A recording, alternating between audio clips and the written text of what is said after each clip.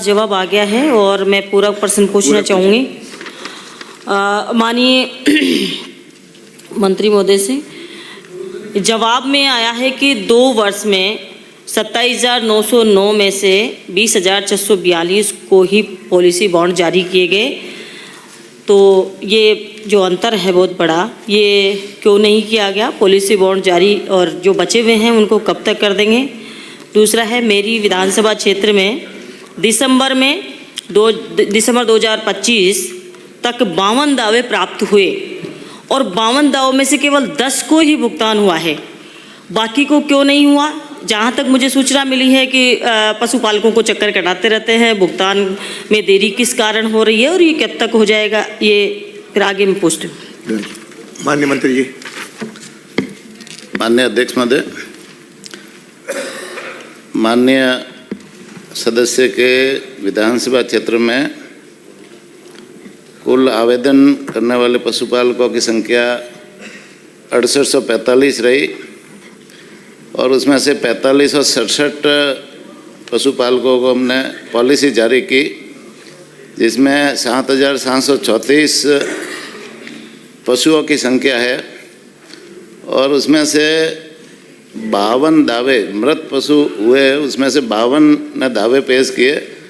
10 को भुगतान हमने 2,85,000 कर दिया। उसमें से 10 का भुगतान हो गया और 42 रहे।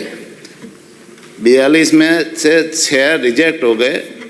उनमें रिजेक्ट होने का कारण उसमें यह था कि किसी के टैग लगा हुआ नहीं था, कोई दूसरा पशु बता रहा था और किसी के प्रक्रिया पूरी नहीं हुई थी।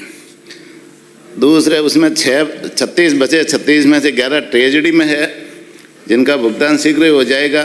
2 सर्वेयर के पास में, सर्वे के पास में, 11 डॉक्टरों के पास में जांच हेतु है और 12 बीमा कंपनी के पास में जिनकी जांच हो गई और वो बिल बनकर ट्रेजेडी में जाएंगे तो उनका भी भुगतान प्रक्रियाधीन है। शीघ्र ही इनके प्रक्रिया पूरी होते ही इनका भी भुगतान हो जाएगा। माननीय सदस्य। मेरा अगला पूरक सवाल है कि जिला सवाई माधोपुर में बीमित पशुओं में से मृत्यु पश्चात 217 दावों के आवेदन प्राप्त हुए, जिनमें से केवल 72 को ही पात्र माना गया, बाकी 145 को अपात्र मानने का कारण क्या है? और इसके लिए क्या इसके अंदर भ्रष्टाचार की शिकायतें मिल रही है जिससे कि आप उसको दिखवाएंगे, जांच कराएंगे? कृपया मंत्री महोदय बताएं। माननीय मंत्री जी। माननीय अध्यक्ष महोदय, जिला सवाई माधोपुर में कुल पशुपालकों के आवेदन 27,909 आवेदन हमारे पास आए। उसमें से 20,642 को हमने इधर दूसरे का पूछा, मृत्यु उपरांत वही आ रहा है, वही 217 दावों का डिटेल पूछा, उसी पे आ रहा है। 27,909 पशुपालकों के आवेदन आए, उसमें से 20,642 के पॉलिसी जारी करके पशुपालकों को दी, ये तो, और 35,013 मतलब पशुओं की पॉलिसी बना करके दी। उन पशुओं में से 217 पशु मृत पाए हुए, तो उनकी जैसे उनके दावे हमारे विभाग के पास आए, उसमें से 72 को हमने बीमा के क्लेम की राशि उनके खातों में डाल दी, 14,58,000 रुपया। दूसरे जो है वही प्रक्रिया है, इनके विधानसभा में बताई वो कि वो प्रक्रिया है, कोई ट्रेजरी में है, कोई सर्वेयर के पास है, कोई डॉक्टर के पास जांच में है। तो इसमें निश्चित रूप से जो दावे सही है उनको हम भुगतान करेंगे और प्रक्रिया पूरी होते ही जल्दी से जल्दी उनका भुगतान भी करेंगे।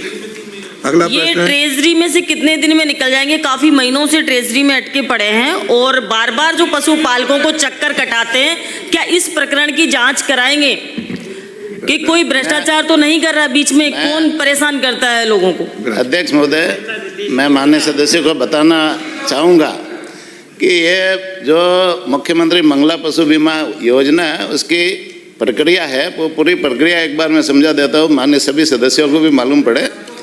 ऑनलाइन आवेदन करने की प्रक्रिया होती है, फिर हम एक बार ऑनलाइन आवेदन होने के बाद में डॉक्टर व सर्वेयर, बीमा कंपनी का सर्वेयर पशुपालक के घर जाता है, घर जाकर के पशु की जांच करता है, फिर वह टैग लगाता है, हेल्थ सर्टिफिकेट देता है और पशु पालक के साथ में पशु को खड़ा करके फोटो खींचता है, उसके बाद में उसको बीमा पॉलिसी जारी करता है।